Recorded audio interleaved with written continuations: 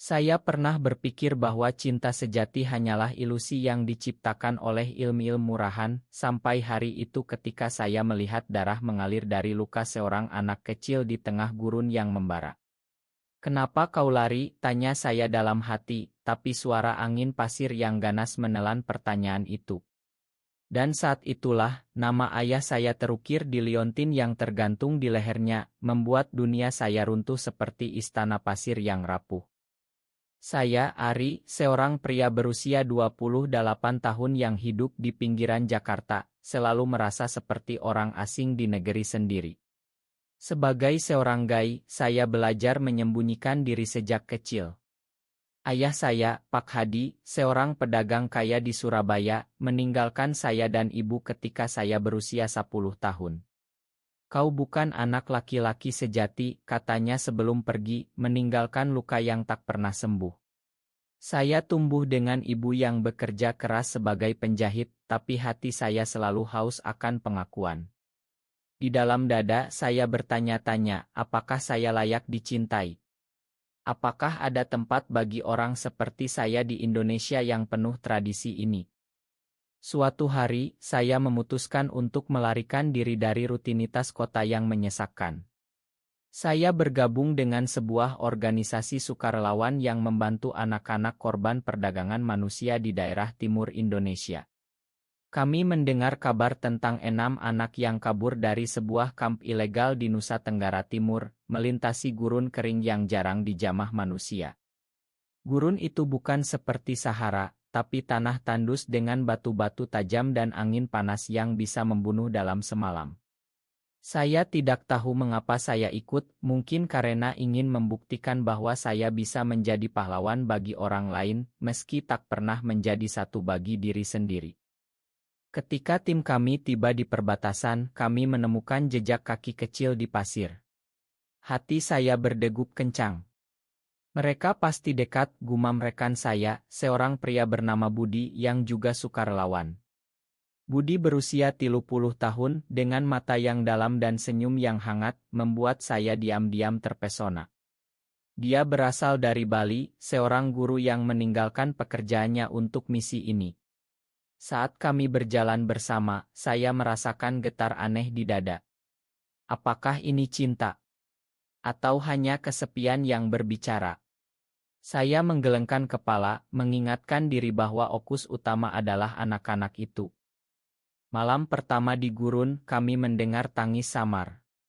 Kami berlari menuju suara itu dan menemukan mereka, 6 anak laki-laki berusia 8 hingga 12 tahun, compang-camping, haus, dan ketakutan. Yang terkecil, seorang bocah bernama Tony, terluka di kakinya. Saya segera membalut lukanya, tapi saat saya menyentuh lehernya untuk memeriksa denyut nadi, liontin perak itu terjatuh. Nama Hadi Santoso terukir di sana, nama ayah saya. Dunia berputar. Bagaimana mungkin? Apakah ini kebetulan? Atau ada rahasia gelap yang terkubur? Saya menatap Tony, matanya yang polos memandang saya dengan kepercayaan. "Kakak, tolong kami," bisiknya. Hati saya teriris. Di dalam saya berteriak, "Ayah, apa yang kau lakukan? Apakah kau bagian dari neraka ini?" Budi menyentuh bahu saya, "Ari, kau baik-baik saja." Suaranya lembut, membuat saya ingin menangis. Malam itu, di bawah bintang-bintang gurun, saya mulai menceritakan sedikit tentang masa lalu saya kepada Budi. Dia mendengarkan tanpa menghakimi, dan untuk pertama kalinya, saya merasa dilihat sebagai manusia utuh. Keesokan harinya, kami melanjutkan perjalanan. Anak-anak menceritakan kisah mereka. Mereka diculik dari desa-desa miskin di Jawa, dibawa ke kamp untuk dijual sebagai pekerja anak. Mereka kabur setelah salah satu dari mereka, yang tertua bernama Riko, membunuh seorang penjaga dengan batu. Kisah itu membuat saya bergidik. Di dalam hati, saya bertanya, mengapa dunia begitu kejam? Dan liontin itu? Saya diam-diam mengamati Tony. Dia bilang liontin itu diberikan oleh paman yang menjaganya di kamp. Paman yang bernama Hadi. Konflik dalam diri saya membara. Saya ingin membenci ayah, tapi juga ingin memahami. Apakah dia berubah? Atau dia selalu monster? Sementara itu, kedekatan dengan Budi semakin dalam. Saat istirahat, kami berbicara tentang mimpi. Saya ingin hidup bebas, tanpa takut, katanya. Saya mengangguk, hati saya bergetar. Apakah dia merasakan hal yang sama? Di gurun yang sunyi, perasaan itu tumbuh seperti oasis. Tapi bahaya mengintai. Kami dikejar oleh para penjahat dari kamp. Suatu sore, tembakan terdengar. Kami bersembunyi di balik batu. Hati saya panik, jangan biarkan anak-anak ini mati. Budi memeluk saya sebentar, kita akan selamat. Sentuhannya membakar, tapi saya fokus pada misi. Malam itu, saya memutuskan untuk menghadapi kebenaran tentang Liontin. Pikiran saya terus bergolak seperti badai pasir yang tak henti. Bagaimana nama ayah saya bisa ada di leher anak ini?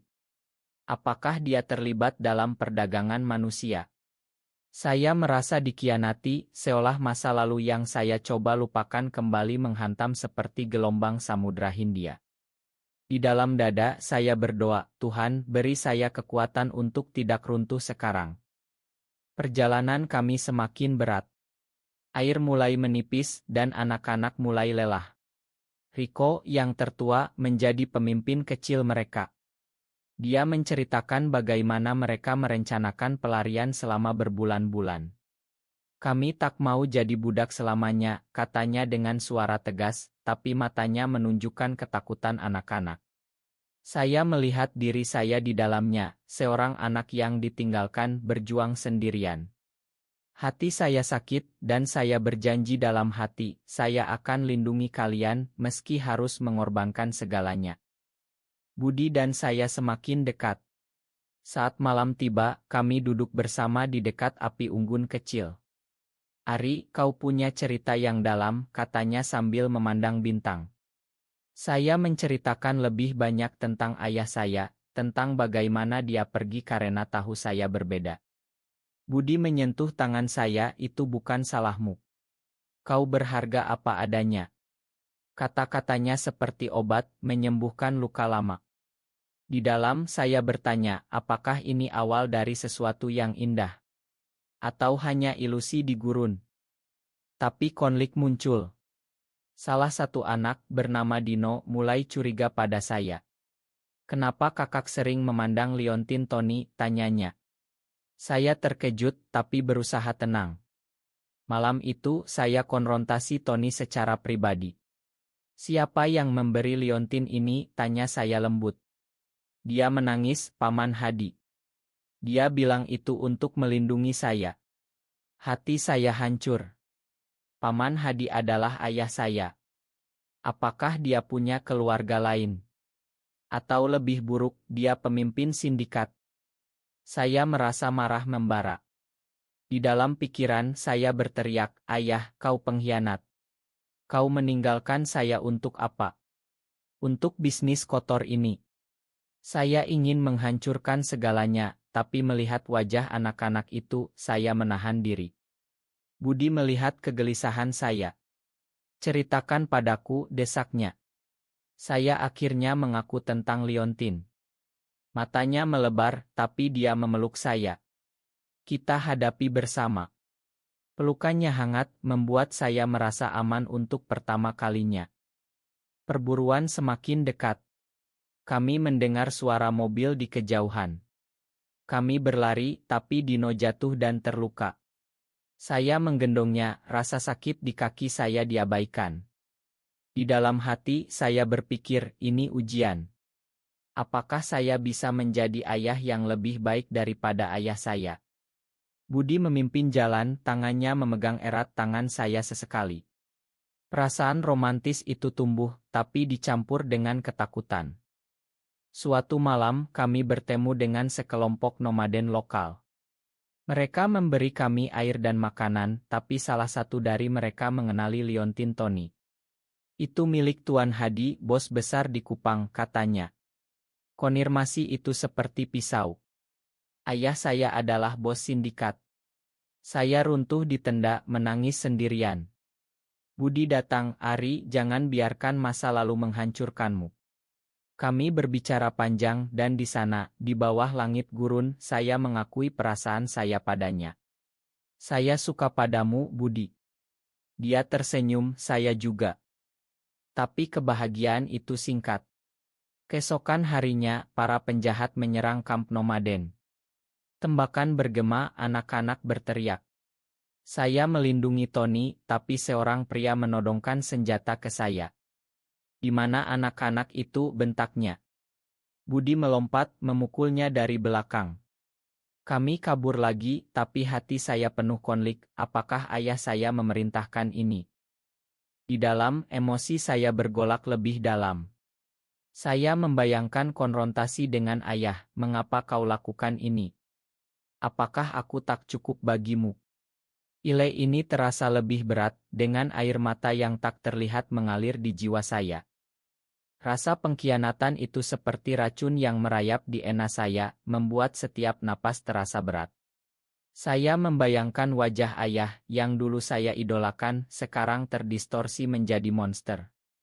Mengapa ayah, gumam saya dalam hati, sementara angin gurun meneriakkan jawaban yang tak pernah datang.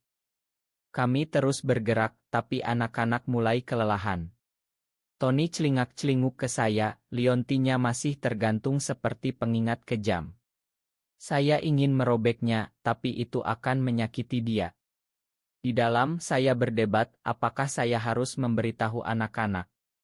Atau simpan rahasia ini sampai mati? Budi menjadi penyangga saya. Setiap malam, kami berbisik tentang masa depan. Setelah ini, mari kita bangun hidup baru, katanya.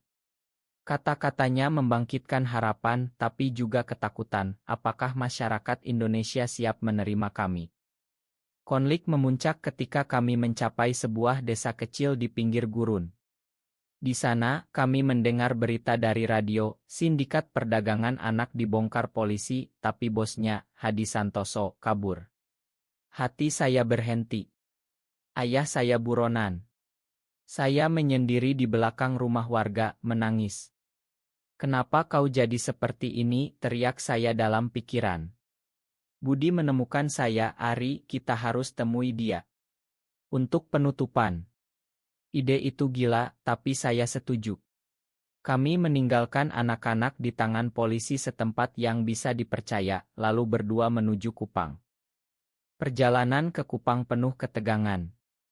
Di bus, Budi memegang tangan saya diam-diam, saya tak akan tinggalkanmu, bisiknya. Perasaan itu dalam, romantis, tapi dicampur dengan kegelisahan. Di Kupang, kami mencari jejak ayah.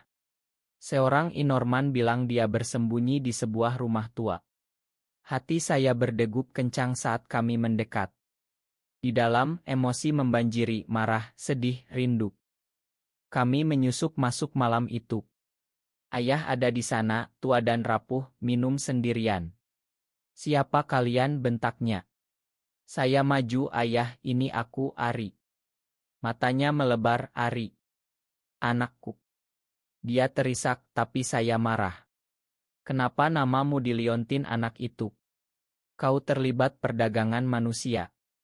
Ayah menunduk, itu bisnis lama. Aku coba berhenti, tapi terjebak. Liontin itu untuk anak haramku, Tony. Ibumu tak tahu. Pengakuan itu menghancurkan. Ayah punya anak lain. Dari perselingkuhan. Saya merasa dikhianati 2 kali. Kau tinggalkan aku karena gay, tapi kau lakukan ini, teriak saya. Ayah menangis, aku salah. Makan aku. Budi memegang bahu saya, Ari, dengarkan dia. Tapi hati saya hancur. Kami pergi meninggalkan ayah untuk polisi yang kami hubungi. Kembali ke anak-anak, Tony memeluk saya. Kakak, liontin ini dari ayahku yang hilang. Saya tersenyum pahit, ya, dan sekarang kau aman. Di dalam, air mata mengalir, saya menemukan saudara, tapi kehilangan ayah selamanya. Romansa dengan Budi menjadi pelipur, tapi emosi semakin dalam, seperti luka yang tak pernah sembuh. Keheningan setelah konfrontasi itu seperti gurun yang tak berujung, menyedot setiap tetes harapan dari jiwa saya. Saya merasa hampa, seolah pengkhianatan ayah telah merampas bagian terakhir dari identitas saya. Apakah aku masih anaknya? Tanya saya pada diri sendiri, sementara bayangan masa lalu menari-nari di pikiran. Anak-anak sekarang aman di pusat perlindungan di Kupang. Tony sering bertanya tentang Liontin dan saya berbohong demi kebaikannya, itu dari orang baik. Tapi di dalam kebohongan itu menyiksa. Budi menjadi satu-satunya cahaya. Kami menghabiskan waktu bersama, berjalan di pantai Kupang. Ari, mari kita lupakan masa lalu, katanya sambil memeluk saya. Pelukannya penuh cinta, membuat saya ingin percaya pada masa depan. Tapi keraguan muncul, apakah dia benar-benar mencintaiku atau hanya kasihan? Konflik baru timbul ketika polisi menangkap ayah. Di penjara, dia minta bertemu saya. Budi mendampingi. Ari, aku menyesal. Aku tak pernah benci kau karena Gai. Aku takut masyarakat, katanya. Kata-katanya menusuk, tapi juga menyembuhkan. Saya menangis, tapi kau hancurkan hidup banyak orang. Ayah mengangguk, aku akan bayar dosa. Saat pergi, hati saya lebih ringan, tapi emosi semakin berlapis, makan atau lupakan. Romansa kami berkembang. Di sebuah malam romantis di pantai, Budi mengakui, saya mencintaimu, Ari. Kata-kata itu seperti hujan di gurun. Kami berciuman lembut, penuh emosi. Tapi masyarakat mulai bergosip. Seorang warga melihat kami, dan ancaman datang. Pergi dari sini, orang seperti kalian tak diterima, kata mereka. Hati saya sakit, apakah cinta ini harus disembunyikan selamanya? Anak-anak menjadi keluarga baru. Riko bilang, kakak Ari, kau seperti ayah bagi kami. Kata itu menyentuh, tapi juga menyakitkan. Di dalam saya berpikir, saya akan jadi ayah yang lebih baik. Tapi pengkhianatan ayah masih menghantui, membuat emosi saya lebih dalam dari sebelumnya. Gelombang emosi sekarang seperti tsunami, menyapu segala ketenangan yang tersisa. Pengkhianatan ayah bukan hanya luka, tapi jurang yang menganga di hati saya. Bagaimana aku bisa maju jika akarku busuk, gumam saya, sementara mimpi buruk tentang gurun menghantui tidur. Kami memutuskan pindah ke Bali, rumah Budi, untuk memulai baru. Anak-anak ikut diadopsi oleh organisasi. Tony menjadi seperti adik saya. Tapi rahasia Liontin membebani. Suatu hari, saya ceritakan pada Budi sepenuhnya. Tony adalah saudara tiriku. Matanya penuh empati, itu berarti kau punya keluarga lebih besar. Tapi di dalam, saya berjuang, apakah aku layak? Konflik puncak ketika ayah bunuh diri di penjara, meninggalkan surat, makan ayah, Ari. Cintai Tony untukku. Berita itu menghancurkan. Saya runtuh, menangis berhari-hari. Budi menjagai, kita kuat bersama. Emosi saya membludak, marah, sedih, kasihan. Romansa kami diuji, tapi semakin kuat. Di Bali, kami menghadapi diskriminasi. Teman Budi menjauh, tapi kami bertahan. Cinta kita nyata, katanya. Hati saya penuh, tapi emosi lebih intens, ini perjuangan seumur hidup. Emosi sekarang seperti api yang membakar segalanya, meninggalkan abu tapi juga cahaya baru. Pengkhianatan ayah menjadi pelajaran, bukan beban. Aku akan bangun dari ini, janji saya pada diri, sementara harapan muncul seperti matahari pagi. Kami menikah secara simbolis di pantai Bali, dengan anak-anak sebagai saksi. Tony memakai liontin itu dengan bangga untuk mengingat. Saya peluk dia, kita keluarga sekarang. Budi tersenyum, selamanya. Masyarakat masih sulit, tapi kami advokasi hak di Indonesia, memberi harapan bagi yang lain. Kisah ini berakhir dengan kemanusiaan, cinta menang atas pengkhianatan. Di dalam hati, saya damai. Kami hidup bahagia, membesarkan anak-anak dengan cinta. Gurun itu mengajarkan dari kegelapan lahir cahaya.